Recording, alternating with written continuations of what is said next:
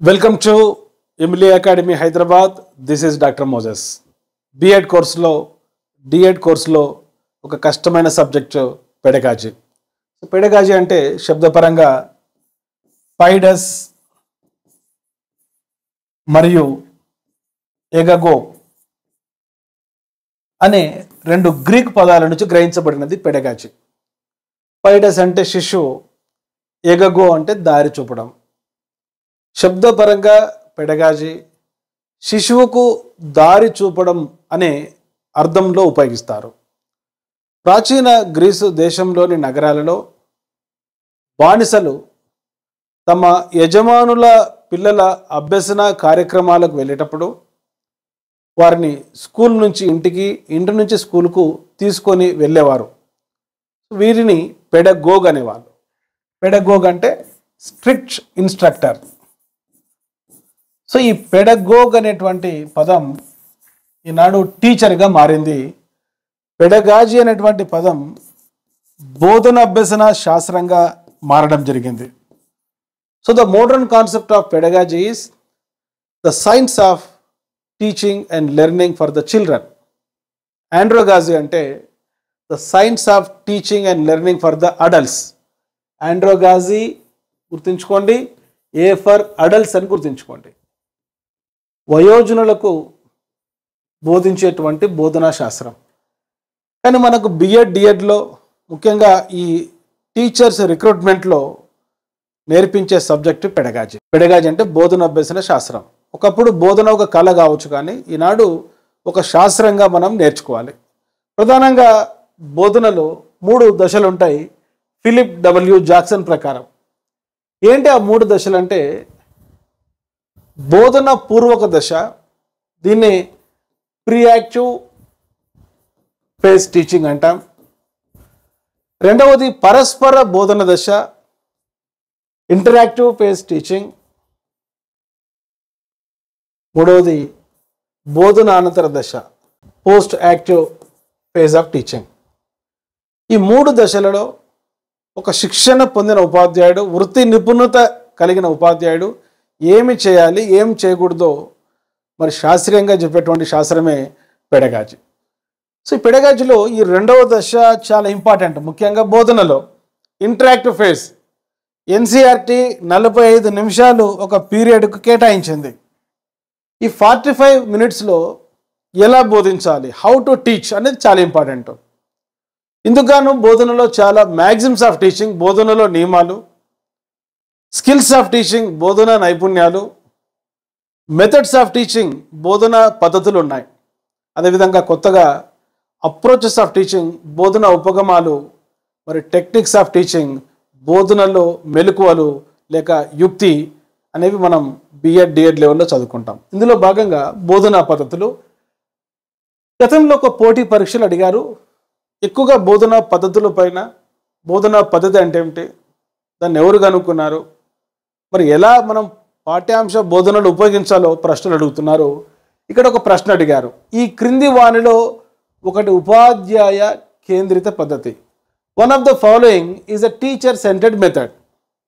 Option 1 సమస్య పరిష్కార పద్ధతి, ప్రాబ్లమ్ సాల్వింగ్ మెథడ్. సో ఈనాడు ఇప్పుడు ఇది అప్రోచ్గా ఉపయోగిస్తున్నాం. రెండవది అన్వేషణ పద్ధతి, హ్యూరిస్టిక్ మెథడ్. మూడవది ఉపన్యాస ప్రదర్శన పద్ధతి, లెక్చర్ డెమాన్స్ట్రేషన్ మెథడ్. నాలుగవది ప్రాజెక్ట్ మెథడ్. ఎవరైతే రెగ్యులర్గా బిఎడ్ కాలేజెస్కి వెళ్ళారో, డిఎడ్ కాలేజెస్కి వెళ్ళి నేర్చుకున్నారో వాళ్ళు ఈజీగా ఆన్సర్ చేస్తారు. ఇక్కడ అడిగిన ప్రశ్న ఉపాధ్యాయ కేంద్రిత పద్ధతి. బోధనా పద్ధతులు ప్రధానంగా 2 రకాలుగా ఉన్నాయి. ఒకటి ఉపాధ్యాయ కేంద్రీకృత పద్ధతులు, 2 విద్యార్థి కేంద్రీకృత పద్ధతులు. సో వీటిని శిశు కేంద్రీకృత బోధనా పద్ధతులు అంటాం. ఈ రెండింటి మధ్యలో ఉండే ప్రధానమైన డిఫరెన్స్ ఏంటి? Teacher centred and child centred methods. బోధనలో ఉపాధ్యాయుడు చురుకుగా ఉంటే, విద్యార్థులు స్తబ్దులుగా ఉంటే అది ఉపాధ్యాయ కేంద్రీకృత పద్ధతి. పాఠం చెప్పేటప్పుడు ఉపాధ్యాయుడు చురుకుగా ఉంటాడు, విద్యార్థులు చురుకుగా ఉండరు, కేవలం చైతన్యం లేని శ్రోతగా పాఠం వింటూ ఉంటారు. అది ఉపాధ్యాయ కేంద్రీకృత పద్ధతి. If teacher is active in teaching, learners are passive in learning, so it is called teacher centered methods. మరి దానికి వ్యతిరేకం శిశు కేంద్రీకృత పద్ధతిలో ఉపాధ్యాయుడు ఒక ఫెసిలిటేటర్గా సమన్వయకర్తగా ఉంటే విద్యార్థులు అభ్యసనంలో చురుకుగా యాక్టివ్గా ఉంటూ నేర్చుకుంటారు. అవి శిశు కేంద్రీకృత పద్ధతులు. మరి ఉపాధ్యాయ కేంద్రీకృత పద్ధతులు 3 ఉన్నాయి. ఒకటి ఉపన్యాస పద్ధతి, దీన్నే మనం లెక్చర్ మెథడ్ అంటాం. ఈ ఉపన్యాసానికి ప్రదర్శన యాడ్ చేస్తే రెండవ పద్ధతి ఉపన్యాస ప్రదర్శన పద్ధతి, దీన్నే మనం లెక్చర్ కమ్ డెమాన్స్ట్రేషన్ మెథడ్ అంటారు. మూడవది చారిత్రక పద్ధతి, హిస్టారికల్ మెథడ్. ఈ 3 పద్ధతులలో ముఖ్యంగా ఉపన్యాస పద్ధతిలో ఏదైనా ఒక పాఠాన్ని శాబ్దికంగా మరి విద్యార్థులకు వివరిస్తూ ఉపాధ్యాయుడు బోధిస్తాడు. ఇక్కడ కూడా ఉపాధ్యాయుడు చురుకుగా ఉంటాడు. ఉపన్యాస ప్రదర్శన పద్ధతిలో కొన్ని మోడల్స్ నమూనాలను ప్రదర్శిస్తూ ఉపాధ్యాయుడు బోధిస్తాడు. చారిత్రక పద్ధతి కూడా ఉపన్యాస పద్ధతి యొక్క మరొక రూపం. చరిత్రలో జరిగిన ముఖ్యమైన సంఘటనలు, వ్యక్తులు, ముఖ్యమైన పరిణామాలు, so biographies, anecdotes and evolution చరిత్రకు సంబంధించి బోధిస్తే అది చారిత్రక పద్ధతి. ఈ 3 పద్ధతులలో కూడా ఉపాధ్యాయుడు చురుకుగా ఉంటాడు కాబట్టి అవి ఉపాధ్యాయ కేంద్రీకృత పద్ధతులు. సో ఈ ఎక్స్ప్లెనేషన్ విన్న తర్వాత మీరు ఈజీగా ఆన్సర్ చేస్తారు. ఈ క్రింది వారిలో ఉపాధ్యాయ కేంద్రీకృత పద్ధతి ఏంటంటే ఉపన్యాస ప్రదర్శన పద్ధతి, లెక్చర్ కమ్ డెమాన్స్ట్రేషన్ మెథడ్. మరి ఎప్పుడైనా ఒక బిట్ అడుగుతాడు, ఈ క్రింది వానిలో శిశు కేంద్రీకృత పద్ధతి లేక విద్యార్థి కేంద్రీకృత పద్ధతి అని అడిగినప్పుడు ఖచ్చితంగా మల్టిపుల్ చాయిస్లో 3 ఉపాధ్యాయ కేంద్రీకృత పద్ధతులు ఇస్తారు, 1 విద్యార్థి కేంద్రీకృత పద్ధతి ఇస్తారు. కనుక మీకు ఒక షార్ట్ కట్ చెప్తున్నా నేను. ఈ 3 పద్ధతులు తెలుసుకుంటే ఉపన్యాస పద్ధతి, ఉపన్యాస ప్రదర్శన పద్ధతి, చారిత్రక పద్ధతి తెలుసుకుంటే ఇటువంటి ప్రశ్న అడిగినప్పుడు ఈ క్రింది వానిలో ఉపాధ్యాయ కేంద్రీకృత పద్ధతి అంటే ఈ 3 ఒకటి ఉంటుంది, లేకుంటే ఈ క్రింది వానిలో శిశు కేంద్రీకృత పద్ధతి అంటే ఈ 3తో పాటు ఒక చైల్డ్ సెంటర్డ్ మెథడ్ అడగడానికి అవకాశం ఉంది. సో వాటి గురించి మనం ఇప్పుడు బ్రీఫ్గా తెలుసుకుందాం. శిశు కేంద్రీకృత పద్ధతులు, ఇక్కడ సమస్య పరిష్కార పద్ధతి ఇచ్చాడు, అది శిశు కేంద్రీకృత పద్ధతి. అన్వేషణ పద్ధతి ఇచ్చారు, అది కూడా శిశు కేంద్రీకృత పద్ధతి. ప్రాజెక్ట్ పద్ధతి ఇచ్చారు, అది కూడా శిశు కేంద్రీకృత పద్ధతి. వీటికి అదనంగా చర్చా పద్ధతి, డిస్కషన్ మెథడ్, అదేవిధంగా ప్లేవే మెథడ్, క్రీడా పద్ధతి,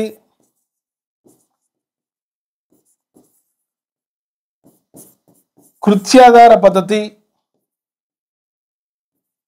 యాక్టివిటీ మెథడ్, ఇవన్నీ కూడా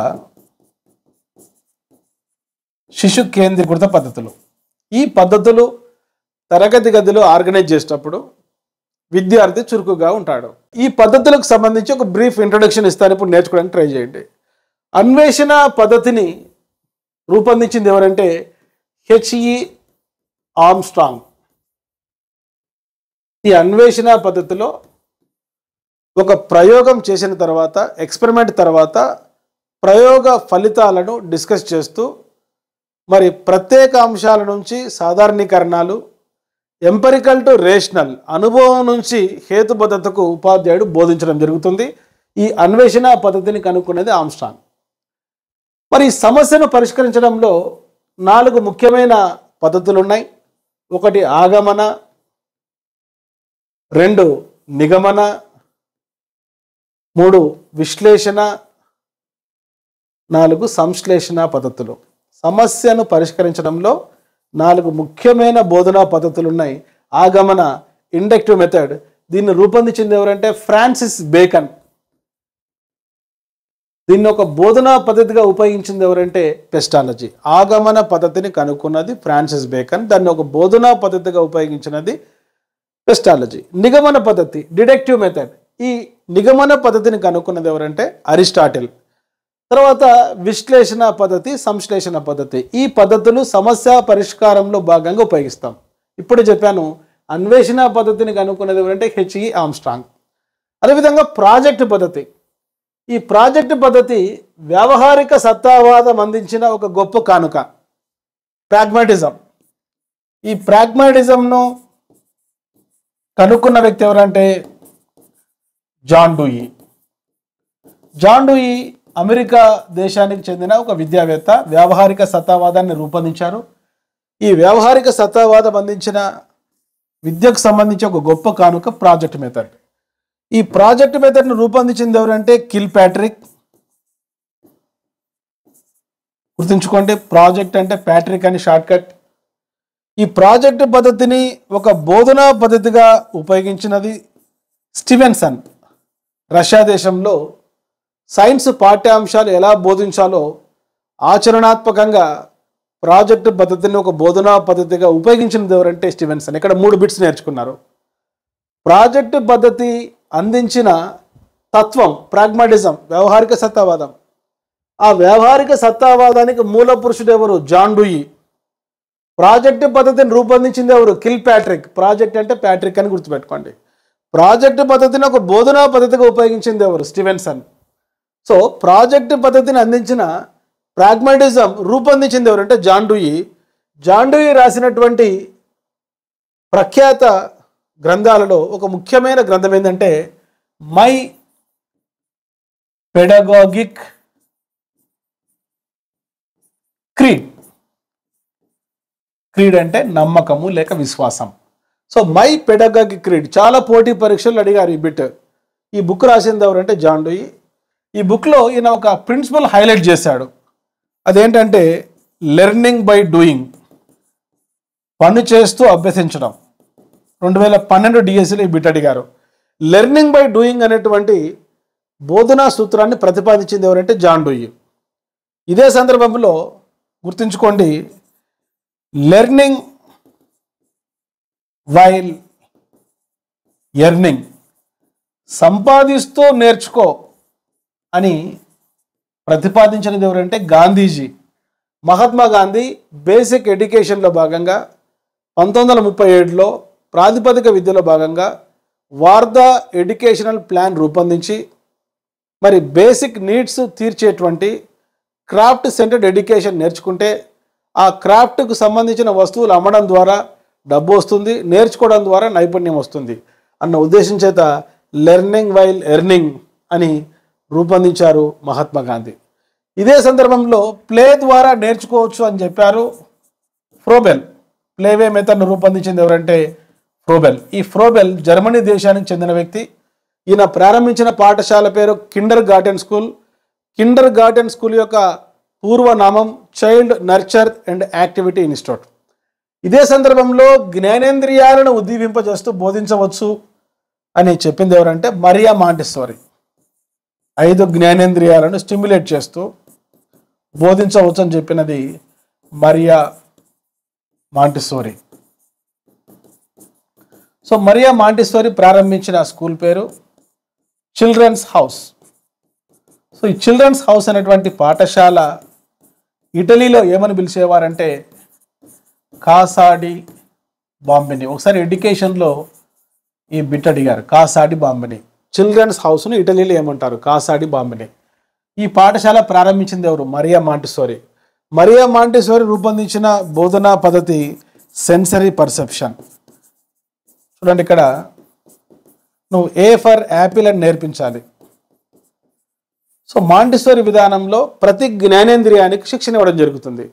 యాపిల్ను చూపించడం ద్వారా కళ్ళకు శిక్షణ, యాపిల్ అనే పదం వినిపించడం ద్వారా చెవులకు శిక్షణ, యాపిల్ కట్ చేసినప్పుడు స్మెల్ వస్తుంది, సో ముక్కుకు శిక్షణ, ఆ యాపిల్ పట్టుకోవడం ద్వారా స్పర్శ శరీరానికి శిక్షణ, యాపిల్ కట్ చేసినటువంటి ముక్కను తినడం ద్వారా టేస్ట్ నాలుకకు శిక్షణ. ఈ విధంగా యాపిల్ అనే పదం లైఫ్లో మర్చిపోవడం, ఎందుకంటే 5 జ్ఞానేంద్రియాలను ఉపయోగిస్తూ యాపిల్ అనే పదాన్ని నేర్చుకున్నారు.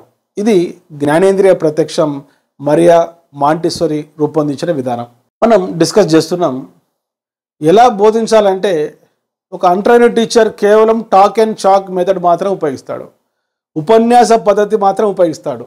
బోధనలో చాలా అంశాలు ఉన్నాయి. ఒక శిక్షణ పొందిన ఉపాధ్యాయుడు ప్రొఫెషనల్ టీచర్ బోధించేటప్పుడు మ్యాక్సిమ్స్ ఆఫ్ టీచింగ్ ఉపయోగిస్తాడు. బోధనా నియమాలు తెలిసిన దాని నుంచి తెలియని దానికి, మూర్తము నుంచి అమూర్తానికి, అనుభవం నుంచి హేతుబద్ధతకు, ఉదాహరణల నుంచి సూత్రాలకు, లోకల్ టు గ్లోబల్. చూడండి ఇక్కడ known to unknown, concrete to abstract, simple to complex, empirical to principles, empirical to rational, examples to principles, local to global. ఇవన్నీ కూడా బోధనలో ఉండే నైపుణ్యాలు. నెక్స్ట్, బోధించేటప్పుడు మీరు నేర్చుకోవాలి పోటీ పరీక్షలలో స్కిల్స్ ఆఫ్ టీచింగ్. మీరు బిఎడ్ లెవెల్లో, డిఎడ్ లెవెల్లో మైక్రో టీచింగ్ ద్వారా కొన్ని నైపుణ్యాలు డెవలప్ చేసుకున్నారు. Introducing the lesson, explanation, stimulus variation, illustration with example, మరి questioning, reinforcement, using blackboard. ఇవన్నీ కూడా స్కిల్స్ ఆఫ్ టీచింగ్. ఇప్పటివరకు మనం చెప్పుకున్నాం మెథడ్స్ ఆఫ్ టీచింగ్. ఈ మెథడ్స్ ఆఫ్ టీచింగ్ 2 రకాలు, teacher centred and child centred methods. ఇవి తెలుసుకోవడం ద్వారా ఏ పాఠాన్నైనా కూడా సులభంగా బోధించవచ్చు. ఎలా బోధించాలనే ప్రశ్నకు ఇవి ఆన్సర్ చెప్తాయి. ట్రైనింగ్ లేకపోతే, సరైన శిక్షణ లేకపోతే ఎలా బాధించాలి అని టీచర్ ఆలోచిస్తాడు, కానీ ఎలా బోధించాలని కాదు. అదేవిధంగా బోధనలో కొన్ని అప్రోచెస్ ఆఫ్ టీచింగ్ ఉన్నాయి. అప్రోచెస్ ఆఫ్ టీచింగ్ అంటే బోధన ఉపగమాలు. వీటిలో కొన్ని ముఖ్యమైనవి కాన్సెప్ట్ మ్యాప్ అప్రోచ్. ఈ కాన్సెప్ట్ మ్యాప్ అప్రోచ్ను రూపొందించింది జోసెఫ్ డొనాల్డ్ నోవాక్. ఈ Joseph Donald Novak David Ausubel మనోవిజ్ఞాన శాస్త్ర సిద్ధాంతాల ఆధారంగా కాన్సెప్ట్ మ్యాప్ అప్రోచ్ రూపొందించాడు. సో డేవిడ్ అజ్బెల్ చెప్పిన ముఖ్యమైన అంశాలు ప్రయర్ ఎక్స్పీరియన్స్, ముందస్తు అనుభవం, మీనింగ్ఫుల్ వెర్బల్ లెర్నింగ్, అర్థవంతమైన శాబ్దిక అభ్యసనం. సో ఈ డేవిడ్ అజ్బెల్ రూపొందించిన ఈ 2 పాయింట్స్ ఆధారంగా ప్రయర్ ఎక్స్పీరియన్స్, తరగతికి రావడానికి ముందే పిల్లలు కొంత జ్ఞానంతో క్లాస్ రూమ్కి వస్తారు. మీనింగ్ఫుల్ వెర్బల్ లెర్నింగ్, అర్థవంతమైన శాబ్దిక అభ్యసనం అనే అంశాల ఆధారంగా కాన్సెప్ట్ మ్యాప్ అప్రోచ్, మరి భావనా చిత్ర ఉపగమాన్ని రూపొందించారు జోసెఫ్ డొనాల్డ్ నోవాక్. ఇది ఒక ఉపగమం. అదేవిధంగా తరగతి గదిలో కన్స్ట్రక్టివిస్ట్ అప్రోచ్, కన్స్ట్రక్టివిజం. ఈ కన్స్ట్రక్టివిజం 2 రకాలు. ఒకటి జీన్ పియాజే రూపొందించింది, మరొకటి వైగాట్స్కి ప్రతిపాదించింది. జీన్ పియాజే ప్రతిపాదించిన నిర్మాణాత్మక వాదానికి ఏమని పేరంటే కాగ్నిటివ్ కన్స్ట్రక్టివిజం. ఇది స్వీయ అభ్యసనాన్ని ప్రోత్సహిస్తుంది. మరి వైగాట్స్కి ప్రతిపాదించిన నిర్మాణాత్మక వాదానికి, కన్స్ట్రక్టివిజంకి ఏమని పేరంటే సాంఘిక సాంస్కృతిక నిర్మాణాత్మక వాదం, సోషియో కల్చరల్ కన్స్ట్రక్టివిజం.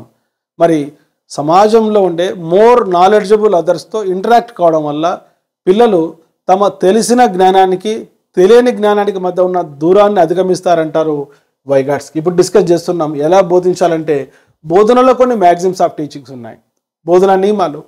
బోధనలో కొన్ని స్కిల్స్ ఆఫ్ టీచింగ్ ఉన్నాయి, బోధనల నైపుణ్యాలు. బోధనలో కొన్ని మెథడ్స్ ఆఫ్ టీచింగ్స్ ఉన్నాయి, బోధనా పద్ధతులు. అదేవిధంగా అప్రోచెస్ ఆఫ్ టీచింగ్స్ ఉన్నాయి. ఇప్పుడు నేను చెప్పాను concept map approach Joseph Donald Novak రూపొందించారు. కన్స్ట్రక్టివిజం, కాగ్నిటివ్ కన్స్ట్రక్టివిజం, సంజ్ఞానాత్మక నిర్మాణాత్మక వాదాన్ని రూపొందించింది జీన్ పియాజే. సాంఘిక సాంస్కృతిక నిర్మాణాత్మక వాదాన్ని రూపొందించింది ఎవరంటే వైగాట్స్కి. అదేవిధంగా మనకు రెగ్యులర్గా బిట్ అడుగుతున్నారు పోటీ పరీక్షల్లో 5E లెర్నింగ్. ఈ 5E లెర్నింగ్ అప్రోచ్ను రూపొందించినది రోజర్ బేబీ. ఈ 5E లెర్నింగ్ యొక్క ఆర్డర్ అడుగుతున్నారు. మొదటిది ఎంగేజ్, రెండవది ఎక్స్ప్లోర్, మూడవది ఎక్స్ప్లెయిన్, నాలుగవది ఇలాబొరేట్, ఐదవది ఇవాల్యుయేషన్. నోట్స్ రాసుకుంటూ వినడానికి ట్రై చేయండి. తప్పనిసరిగా కొన్ని బిట్స్ పోటీ పరీక్షలో రావచ్చు. 5E learning approach. ఈ 5E లెర్నింగ్ అప్రోచ్లో 5 E's చూడండి, 1 2 3 4 5. ఈ 5 E's యొక్క ఆర్డర్ అడుగుతున్నాడు. సో ఈ ఆర్డర్ను గుర్తుంచుకోవాలంటే మీకు ఒక టెక్నిక్ చెప్తున్నా చూడండి. ఇక్కడ ఎన్, ఎంగేజ్లో ఎన్, లాస్ట్లో వి. ఫస్ట్ స్టెప్లో ఎన్ గుర్తుపెట్టుకోండి, లాస్ట్ స్టెప్లో వి గుర్తుపెట్టుకోండి. ఎన్వి, ఎన్వి అంటే నాన్ వెజిటేరియన్, మాంసాహారం తినడం. ఈ మాంసాహారం తింటే మనం డబల్ ఎక్సెల్ షర్ట్ ధరించాల్సి వస్తుంది. డ్రెస్ ఎక్సెల్ కాదు, డబుల్ ఎక్సెల్. చూడండి ఇక్కడ డబుల్ ఎక్సెల్, ఎక్స్ ఎక్స్ఎల్. ఎప్పుడైనా రోజర్ బేబీ సూచించిన 5E లెర్నింగ్ యొక్క వరుస క్రమాన్ని గుర్తించంటే మీరు గుర్తుపెట్టుకోవాలి, ఎన్వి తింటే డబల్ ఎక్సెల్ షర్ట్ వేసుకోవాలి. ఎన్ అంటే ఏమిటంటే ఫస్ట్ స్టెప్ ఎంగేజ్, వి అంటే ఏమిటంటే లాస్ట్ స్టెప్ ఇవాల్యుయేషన్. మరి మిగతా 3 స్టెప్స్ ఒక ఆర్డర్లో నేర్చుకోవాలంటే double excel, explore, explain, elaborate. ఈ 2 ఎక్స్లు ఒకవేళ కన్ఫ్యూజ్ అయితే ఎక్స్ప్లోర్ తర్వాతనే ఎక్స్ప్లెయిన్ చేయాలి. ఇవి కొన్ని కొండ గుర్తులు, న్యూమోనిక్స్. ఎప్పుడైనా స్టెప్స్ గుర్తుంచుకోవాలంటే కన్ఫ్యూజ్ అవుతుంటాం ఎగ్జామ్ రాసేటప్పుడు. మళ్ళీ చెప్పండి, 5E లెర్నింగ్ అప్రోచ్ని రూపొందించింది రోజర్ బేబీ. ఈ 5E లెర్నింగ్స్ ఒక ఆర్డర్లో గుర్తుపెట్టుకోండి, engage, explore, explain, elaborate, evaluate. ఇప్పుడు డిస్కస్ చేస్తున్నాం ఎలా బోధించాలంటే బోధనలో కొన్ని ఉపగమాలు ఉన్నాయి. వీటితో పాటు collaborative learning approach, experiential learning approach, ఇవన్నీ కూడా అప్రోచెస్. సో ఈ అప్రోచెస్తో పాటు బోధనలో కొన్ని టెక్నిక్స్ ఉన్నాయి, వీటిని బోధన మెలకువలు అంటాం. సో క్విజ్ అనేది ఒక టెక్నిక్, నాటకీకరణం అనేది ఒక టెక్నిక్. మీకు తెలుసు ఎడ్గర్ డేల్ కోన్ ఆఫ్ ఎక్స్పీరియన్సెస్లో మొదటిది ప్రత్యక్ష ప్రయోజనాత్మక అనుభవాలు, డైరెక్ట్ అండ్ పర్పస్ఫుల్ ఎక్స్పీరియన్సెస్. రెండవది కల్పిత అనుభవాలు, కంట్రైవ్డ్ ఎక్స్పీరియన్సెస్. మూడవది డ్రమటైజేషన్. సో ఈ డ్రమటైజేషన్ అనేటువంటిది ఒక బోధనలో యుక్తి, టెక్నిక్ ఆఫ్ టీచింగ్. సో ఈ డ్రమటైజేషన్లో కూడా చాలా భాగాలు ఉన్నాయి. ఒకసారి గురుకుల ఎగ్జామ్లో అడిగారు, డ్రమటైజేషన్లో ఉండేటువంటి వివిధ రూపాలు. సో దాంట్లో మొదటిది ఏంటంటే పేజియాంట్. పేజియాంట్ అంటే ఎప్పుడైనా మనం పాఠశాల వార్షికోత్సవాలప్పుడు ఒక స్టేజ్ షో ముందుగానే స్క్రిప్ట్ రాసుకొని రిహార్సల్ చేసి మేకప్తో, కాస్ట్యూమ్స్తో, సంగీతంతో, పెద్ద పెద్ద బ్యాక్గ్రౌండ్స్, హోర్డింగ్స్ పెట్టి ఒక నాటకం వేయిస్తే దాన్ని పేజియాంట్ అంటాం. స్టేజ్ పైన వేసేది పేజియాంట్ అని గుర్తుపెట్టుకోండి. ఇవి నాటక రూపాలు. రెండవది ప్యాంటామైమ్. సో ఈ ప్యాంటామైమ్ అంటే అర్థం ఏంటంటే ఇక్కడ మాటలు ఉండవు, కేవలం హావభావాలు మాత్రమే ఉంటాయి, జెస్చర్స్ మాత్రమే ఉంటాయి. దాన్ని ప్యాంటామైమ్ అంటాం. నాటక రూపాలు ఎప్పుడైనా అడగవచ్చు పోటీ పరీక్షల్లో. సో ఈ ప్యాంటామైమ్తో పాటు మరొకటి ఉంది టేబ్లో. టేబ్లో. సో ఈ టేబ్లో అనేది ఒక ఫ్రెంచ్ పదం. దీని అర్థం ఏంటంటే బొమ్మ. బొమ్మ ఏ విధంగా కదలకుండా ఉంటుందో ఈ టేబ్లో అనే నాటక రూపంలో కూడా మాటలు ఉండవు, కదలికలు ఉండవు, హావభావాలు ఉండవు. ప్యాంటమైమ్లో మాటలు ఉండవు కానీ కదలికలు ఉంటాయి, హావభావాలు ఉంటాయి. ఈ టేబ్లో దానికి వ్యతిరేకం, ఇక్కడ మాటలు ఉండవు, హావభావాలు ఉండవు, కదలికలు ఉండవు, నిశ్చలంగా ఉంటారు పాత్రధారులు. నాటక రూపాలు చెప్తున్నా. ఇంకొకటి రెగ్యులర్గా క్లాస్ రూమ్లో మనం ఉపయోగించేది రోల్ ప్లే. రోల్ ప్లేలో ముందుగానే రిహార్సల్ అనేది ఉండదు, స్క్రిప్ట్ అనేది ఉండదు, మేకప్ ఉండదు. అప్పటికప్పుడు పాఠానికి సంబంధించిన వివిధ పాత్రల వలె విద్యార్థులు యాక్ట్ చేస్తారు. అది రోల్ ప్లే, పాత్ర పోషణ. ఆ పాత్ర పోషణ రోల్ ప్లే వేరే, పేజియాంట్ వేరే. పేజియాంట్ అనేది క్లాస్ రూమ్లో మనం వేయలేం, ఎందుకంటే అదొక స్టేజ్ షో. ఇప్పుడు 4 నాటక రూపాలు మీకు చెప్పాను. రోల్ ప్లే అంటే ఏమిటి, పేజియాంట్ అంటే ఏమిటి, ప్యాంటామైమ్ అంటే ఏమిటి, టేబ్లో అంటే ఏమిటి. ఇవన్నీ నాటక రూపాలు. నాటకీకరణం అనేటువంటిది ఎడ్గర్ డేల్ అభ్యసన అనుభవాలలో 3వ అనుభవం, దిగువ నుంచి ఎగువకు, అది ఒక టెక్నిక్ అవుతుంది. సో ఇప్పటివరకు మనం డిస్కస్ చేసుకున్నాం. బోధనలో 3 దశలు ఉన్నాయి.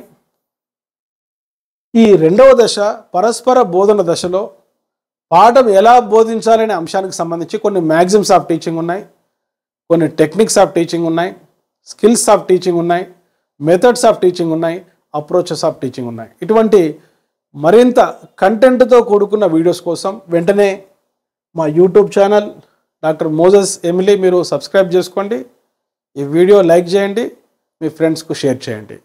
ఒకవేళ పెడగాజీ మీ వీక్ సబ్జెక్ట్ అయితే, సైకాలజీ మీ వీక్ సబ్జెక్ట్ అయితే, ఎంత చదివినా పర్స్పెక్టివ్స్ ఇన్ ఎడ్యుకేషన్ అర్థం కాకపోతే వెంటనే మీరు ఏం చేయాలంటే ఈ వీడియో డిస్క్రిప్షన్లో ఇచ్చినటువంటి లింక్ ద్వారా మా mobile app Emily academy install చేసుకోండి. ఈ ఎమిలీ అకాడమీ అనే మొబైల్ యాప్లో పర్స్పెక్టివ్స్ ఇన్ ఎడ్యుకేషన్, సైకాలజీ, అదేవిధంగా హాస్టల్ వెల్ఫేర్ ఆఫీసర్కి సంబంధించినటువంటి ఎడ్యుకేషన్, ముఖ్యంగా డిఎస్సికి సంబంధించిన పెడగాజీ, తెలుగు మీడియంలో, ఇంగ్లీష్ మీడియంలో అద్భుతమైన క్లాసెస్ ఉన్నాయి.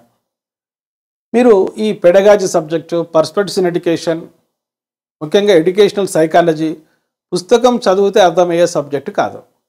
అది ఒక ఎక్స్పర్ట్ ద్వారా వినాలా, ఒక ఆర్డర్ ప్రకారం నేర్చుకోవాలి. కనుక మీకు ఒకవేళ మీ ఇంటి దగ్గర నుండే మీ మొబైల్ ఫోన్ చూస్తూ ఈ సబ్జెక్ట్స్ నేర్చుకోవాలనుకుంటే వెంటనే ప్లే స్టోర్లో ఎమిలీ అకాడమీ అని టైప్ చేయండి.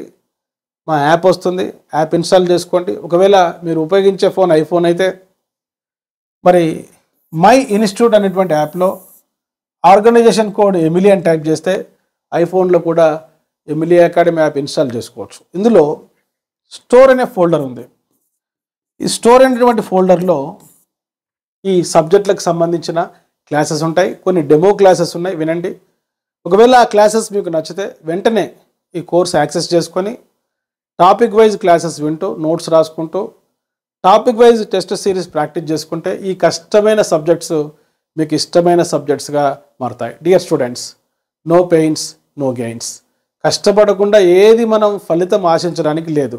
అకాడమిక్ ఎగ్జామ్ బిఎడ్ డిఎడ్ అయితే అందరూ పాస్ అవుతారు, కానీ టెట్ పాస్ కావాలంటే, డిఎస్సి ద్వారా టీచర్ జాబ్ రావాలంటే, హాస్టల్ వెల్ఫేర్ ఆఫీసర్ జాబ్ రావాలంటే, డిప్యూటీఓ జాబ్ రావాలంటే, జాతీయ స్థాయిలో సీటెట్ క్వాలిఫై కావాలంటే 1:100 కాంపిటీషన్లో 99 మందికి తెలియని సబ్జెక్టు, 99 మందికి తెలియని బిట్స్ నువ్వు ఆన్సర్ చేయగలిగితే విజేతగా నువ్వు నిలబడతావు. నువ్వు విజేతగా నిలబడాలని I wish you all the best.